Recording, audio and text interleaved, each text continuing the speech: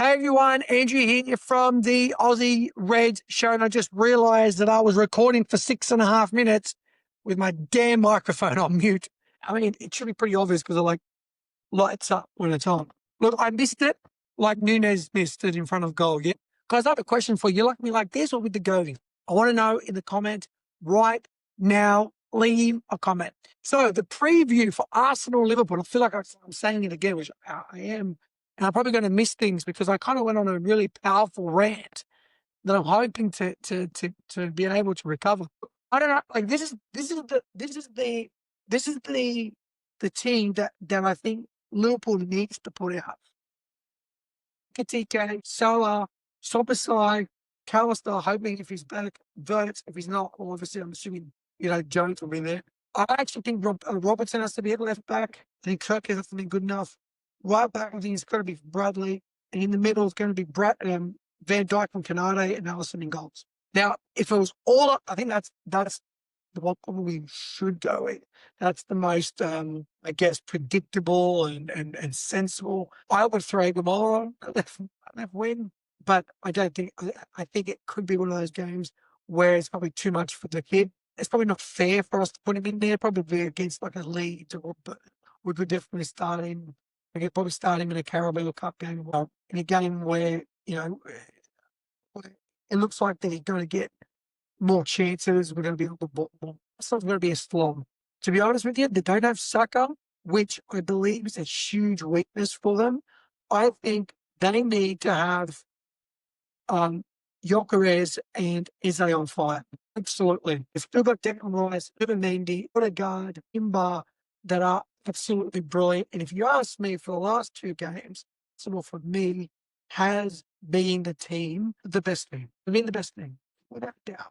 Now, at the same time, this is Liverpool's best opportunity to get 3 points over Arsenal at home with Saka not being available. So we got to go with something a little bit unpredictable. If we play like we did against Newcastle, we're going to get smashed, even without Saka. I can guarantee you.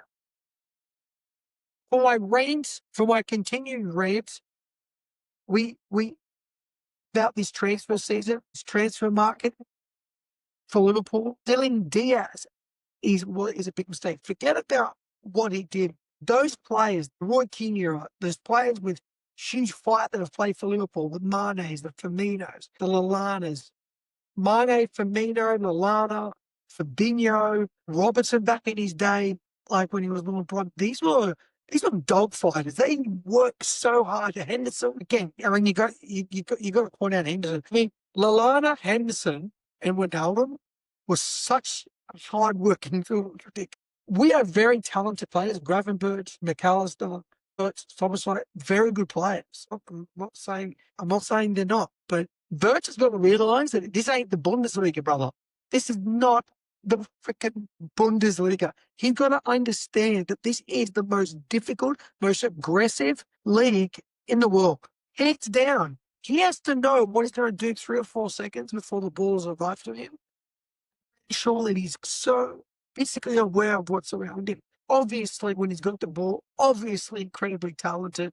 The way he moves, the counter-attacking, the transitions and all that stuff, without doubt, a super talented player. But for me, this is a season where Arsenal is definitely better than they were last season. So are we really better this season versus last? It's another question you have to answer in the comment section. My beard, and the second one, you have to answer. Is Liverpool really better without Trent Alexander-Arnold, without Jota, without Nunez, without Diaz, without Jerome Quansah? Are we really that much better? As for me, I'm not so sure I really know the answer to that question. I'm not even look, I'm going to say it again. Okay, Ekatike had to replace Jota, as tragically as that was, and Isak's got to come in if we sign him to replace Nunez. I get it. I understand it. I'm very aware of that. But why still Diaz when we do? There's no one even in talks or we don't even room it to sign anyone in that position. And to let go Diaz, the hard-working winger to press, to fight in the team, especially now, we don't really have fighters. I mean, as good as Gravenberch for me, was player of the season last year. Like, I don't care what anyone says. He was the player of the season for me. It was a big part of why we won the Premier League. And it wasn't a good tactical masterclass from Slot to put him there. Incredible credit's due. Now, yes, I do believe in the Dutch bias. I do believe that if Diaz was Dutch, they wouldn't have sold him. And there's some other rumors like, calm down, pumpkin. It's okay. 2 minutes ago, Liverpool won the season. Yeah, and I'm not going to win the season again. What, you want to have one season? You want to have one season wonder like Leicester? No, we want Liverpool to go. We want to be bothered. If Diaz was Dutch Diaz, hashtag does Diaz, Liverpool would have paid, Slot would have made sure that Liverpool would have paid. People are like, oh, but Diaz wanted to go. Diaz wanted, it was like £55,000 a week, whatever, right? Which obviously is still like a good amount of money every week to kick the ball around. But the point is, he was not respected in the sense that he was not given the same money as other players, and he felt like he was due. And I felt like he played every year. Of course, he should have been at least 100,000 a week. I mean, for me, he was that important. I would have signed, I would have done a contract extension. I would have kept him at least for another 2 to 3 seasons, definitely 2 more seasons, probably 3 more seasons. And then, yeah, sure, well, thanks. But to get rid of him, even to bring in a Rodrigo, again, his players, they're going to realize the Premier League is super aggressive. You can see what Virts is just taking that split second too long. Gettigo taking a split second too long. But I think you got to say the kid's 20, 22, 23. Obviously a great talent. With the players we've signed, I'm happy with them. I mean, Kirkes, Rickball. I mean, this disappointing thing about Kirkes is I feel like he's playing as good as so far as he was for Bournemouth. He's played in the Premier League, obviously, so I am expecting a little bit more from him. But just to sit there and say that, we haven't signed good players. Of course, that would be stupid. I don't believe that. I'm not concerned about why did we get rid of Diaz. Okay, like everyone else was on the water, but it ain't working out for you, sweetheart. But okay, Trent wanted to go. Fair enough. Castle, if your player wants to go, they go. Like whatever. We lost Trent. I do like Frimpong, I think, but you've got to give players that are not in that haven't played in the Premier League a bit more grace than let's say Kirk as it has. I'm happy with the signings. No problem, but I just don't know why we got rid of Diaz and Quansah, which I mean, you could have signed Guehi and kept Quansah. I mean, I feel like with this selling club, like we have to sell so much. And that's been my biggest problem with Liverpool the start of this transfer season. We have to sell so many people. We have to sell to buy. It's Liverpool Football Club making the Champions League with huge amounts of money. You're going to need a big squad to compete the Carabao, to compete the FA Cup, to compete the Champions League, to compete with the Premier League. Why? Why get rid of Diaz and then not sign something like Eze that was available for 67 million? That could have been, okay, people would have said that could have been an upgrade. I still would have kept Diaz and not signed Eze if I had the decision. But if you got rid of Diaz, why not bring in an English talent like Eze for the quota, for the homegrown status, and a player with remarkable amounts of talent? I just don't get it. My only issue with Eze, do I feel like he's a fighter like a Diaz? No, he's not. No, he's not. No, I don't feel like he has that level of work rate. But no one really in Liverpool. I mean, McAllister and Gravenberch and Van Dijk probably are some of the hungriest players to fight for the ball. But, I just, why didn't we sign as a why? Why not? I don't, I mean, you're going to push Engetike out wide, or he's going to keep Gakpo out wide. He loves Gakpo out wide. He's got a schoolboy crush on Gakpo playing out wide. I'm aware. That's obvious. But you've got to play in a lot of competitions and to have a backup as a 16-year-old kid.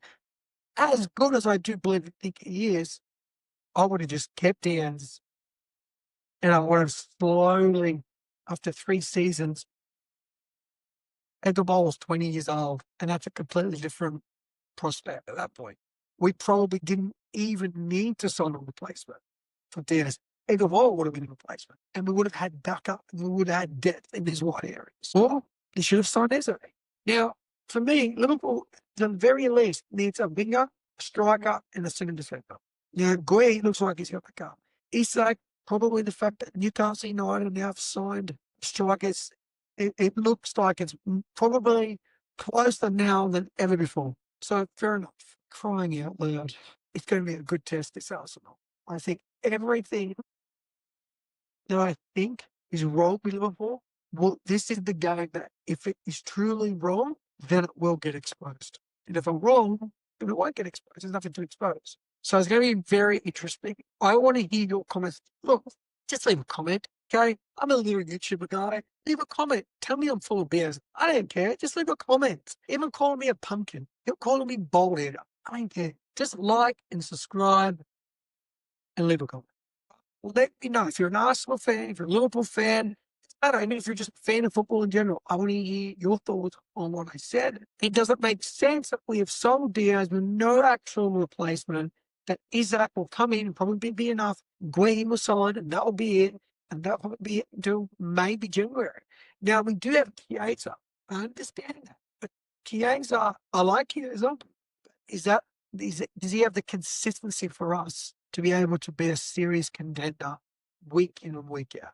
And you know how you really judge what a manager thinks about the players? How often he goes to his bench and how soon in the game he goes to his bench. That to me is what is the volume, what he thinks about the squad. Because if he loves his bench, I'm telling you, if Sly had Gakpo on the bench because he had a bench, he will be itching to put him on. You know he would be.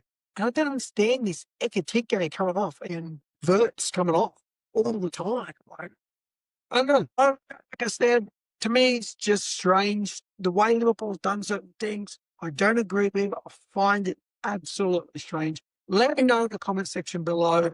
Don't be a stooge. Like and subscribe to the channel. And I look forward to speaking with you all in the next video.